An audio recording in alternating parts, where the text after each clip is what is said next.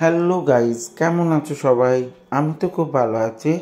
মা অন্নপূর্ণা পুজোর দিন মাকে মাল্যদান করার সময় বিভিন্ন মালা নিয়ে এসেছিলাম। তো জবার মালা, অপরাজিতার মালা, তারপরে বেলপাতার মালা, ধুতুরা ফুলের মালা, তাছাড়া হচ্ছে আকন্দের মালা সব নিয়ে চলে এসেছিলাম। তো পুজোর আগে মাকে মাল্যদান করে সাজিয়ে নিচ্ছিলাম।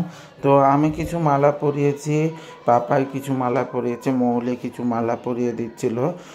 তো মাকে মালা পরিয়ে দেওয়ার পর তার একটা আলাদা রূপ খুলে ওঠে। তোমরা সবাই জানো, তো তোমাদের বাড়িতেও তো মাল্যদান নিশ্চয়ই হয়। তো বিভিন্ন রকম, তবে আমরা তো গ্রামে থাকি, এখানে সেই বিভিন্ন কারুকার্যের মালা তেমনভাবে পাওয়া যায় না। তো তবুও এগুলো অর্ডার দিয়ে যেটুকু পাওয়া গেছিলো তো সেগুলো নিয়ে এসেছিলাম। তো হয়তো ফ্রেশ ফুল পাওয়া যায়, কিন্তু সেই যে বিভিন্ন ধরনের কারুকার্য করা মালা এখানে তেমন পাওয়া যায় না। তো তারপরে এই দেখো, বাবাকেও আকন্দের মালা পরিয়ে দিচ্ছিলাম। তো বেলপাতা মালা পরিয়ে দেব। তো পাপাই পরিয়েছিল, তারপরে রজনীগন্ধার মালা পরিয়ে দিচ্ছে। তো যদি বা খুব একটা ভালো রজনীগন্ধার মালা পাওয়া যায় না, আর এখানে ফুলের দাম প্রচুর। তো তোমাদের ওখানে কীরকম ফুলের মালা পাওয়া যায় বা ফুল পাওয়া যায় সেগুলো সম্পর্কে একটু বলো, জানিও। যদি বা আমি জানি, হাওড়া মার্কেটে তো খুব ভালো ফুলের মালা পাওয়া যায়, আমি কিনেছি ওষুধও। তো এরপরে মৌলি পরিয়ে দিয়েছিল মাকে রজনীগন্ধার মালা পরিয়ে দেওয়ার পর এরপর আমাদের একটা রিচুয়াল আছে।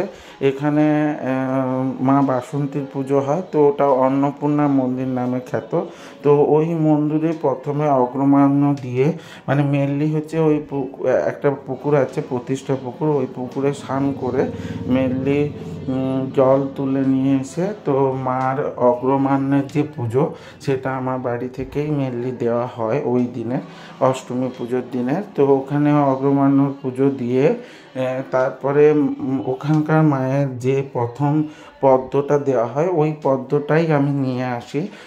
নিয়ে এসে এখানে আমার অন্নপূর্ণা মায়ের হাতে ওই পদ্মটাই দেওয়ার পর তারপরে পুজো করা হয়। তো আমি চলে গেছিলাম খুব ভোর ভোর। তো ভোরে গিয়ে স্নান করেছিলাম, তো সেই স্নানের ভিডিও রিলস আকারেও দিয়েছি।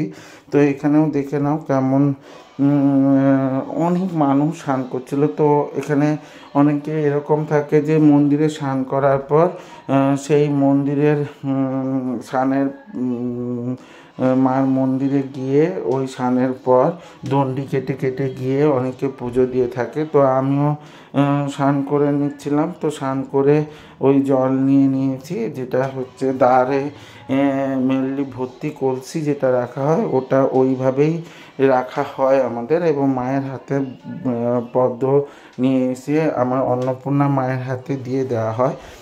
তারপরে স্নান করে নেওয়ার পর তো পুকুরটা প্রচুর গভীর, তো স্নান করার পর উঠে পড়ছিলাম। তারপর মায়ের পুজো দেবো, সেটা পরে ভিডিও আসতে চলেছে। তো তোমাদের কী কী রিচুয়াল আছে, কেমন করে পালন করো সেগুলো একটু জানিও। ভালো লাগলে লাইক কমেন্ট শেয়ার করে দিও। ভালো থেকো, টাটা।